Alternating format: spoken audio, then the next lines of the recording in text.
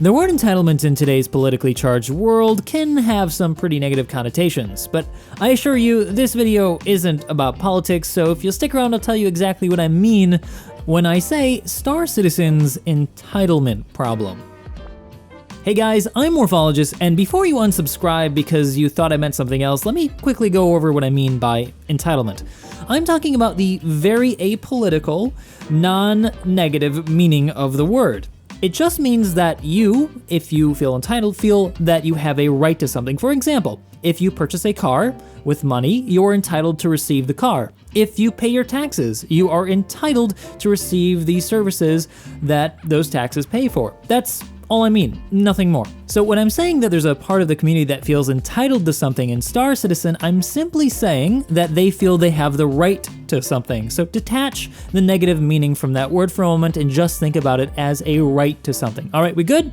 Good, I'm glad. All right, I hope that didn't come off as too condescending. I honestly just want to clarify that because it can be taken the wrong way. The point of this video, though, is not to call those people out. That is not my intention.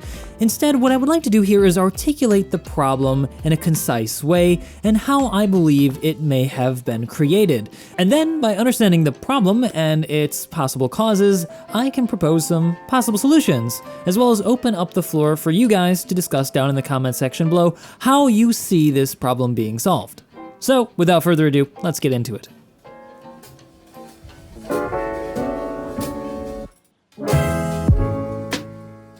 After the 3.11 patch dropped this past month, we also got ourselves a new event that has to do with Halloween.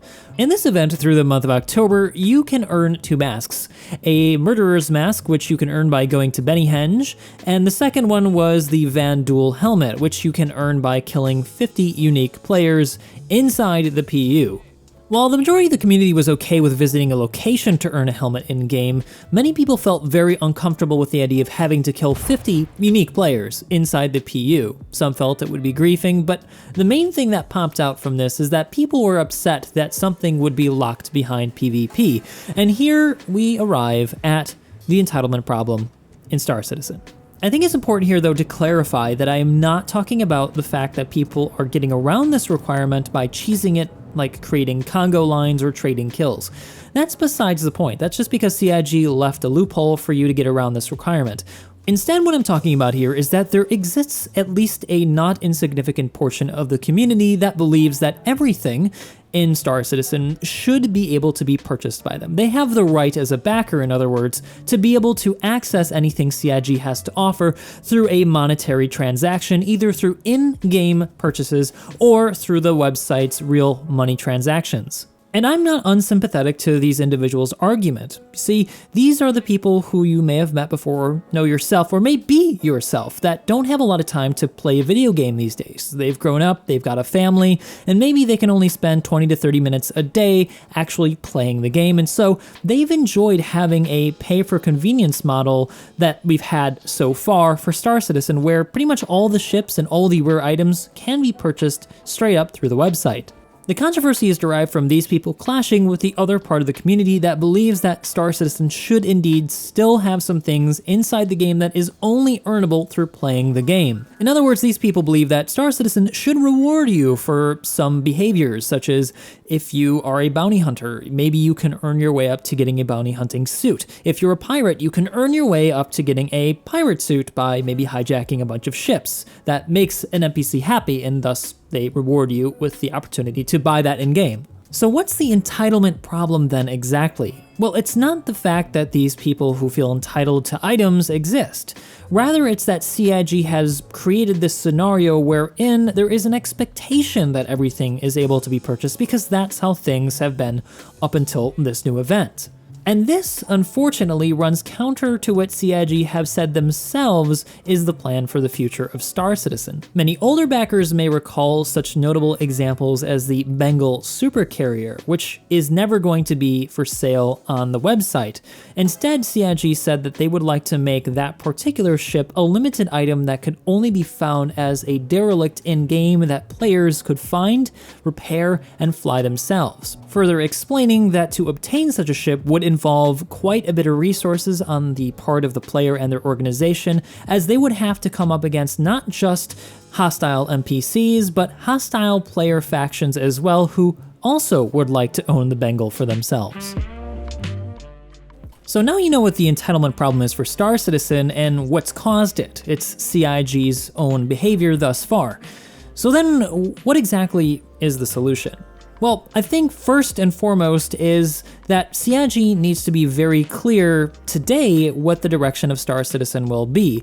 It's been a while since we've had a talk from Chris Roberts about the direction of Star Citizen, and so I think a very helpful thing would be for maybe Chris to make a new video talking about where Star Citizen is today and where he'd like to see it go, speaking specifically to the entitlement issue in Star Citizen. Because if this issue is not addressed, I see it only becoming a bigger problem going into the future. Because like it or not, guys, if you're one of the people who fall into the stuff should be earned camp, there are people in this world that do like a pay-for-convenience model. These are the types of people who like playing mobile games because they can buy their way to winning. I know it's a bit of a cliche, pay to win, but that's a legitimate model that people like. Otherwise, it wouldn't be so wildly successful.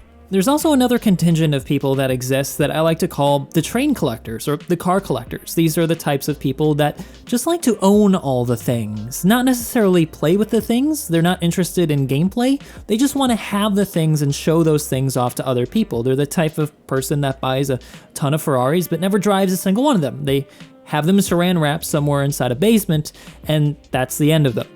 And like with the first group of people, it's okay that they exist, but CIG has not really made it clear up until this point about what kind of game Star Citizen is going to be. So aside from Chris clearly stating the direction of the game, I think the other thing that should happen is a new focus on adding some missions in the game that offer items that can be only earned in-game if that's the direction that they want to go. This way, we have more examples in-game that are clear examples of what to expect going into the future. That way, the people who have come to expect everything to be purchasable will begin to understand that this is not the sort of game that they expected Star Citizen to be, and thus will move on to other titles. Inversely, if their intention is to make everything purchasable, then people who are not happy with the pay-for-convenience model can move on themselves to something else as well. But there is also nuance to this, because I still believe that there is an argument to be made that some items should still be purchasable on the website. First of all, CIG needs a way to fund their development, so that I understand.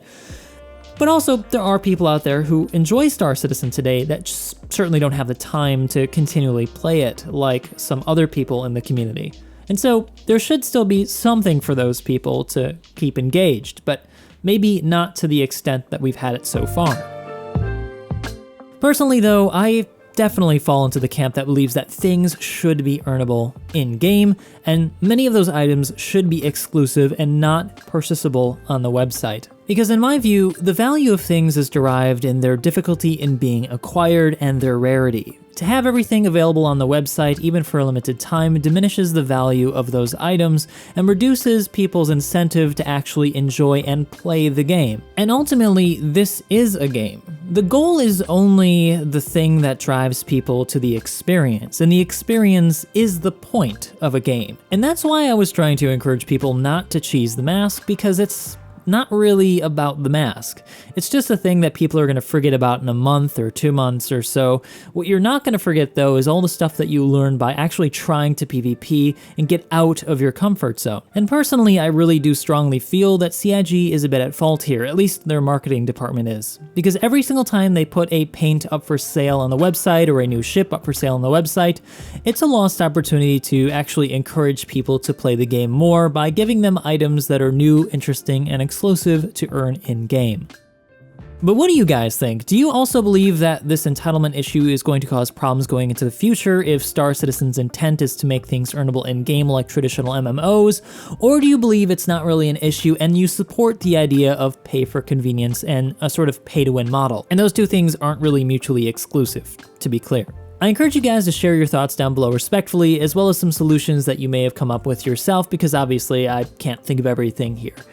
Thank you guys so much for watching. If you enjoyed this video, let me know by hitting that like and subscribe button, especially if you've hit the unsubscribe button at the beginning of this video because of the title of this video. Anyway, see you guys next time.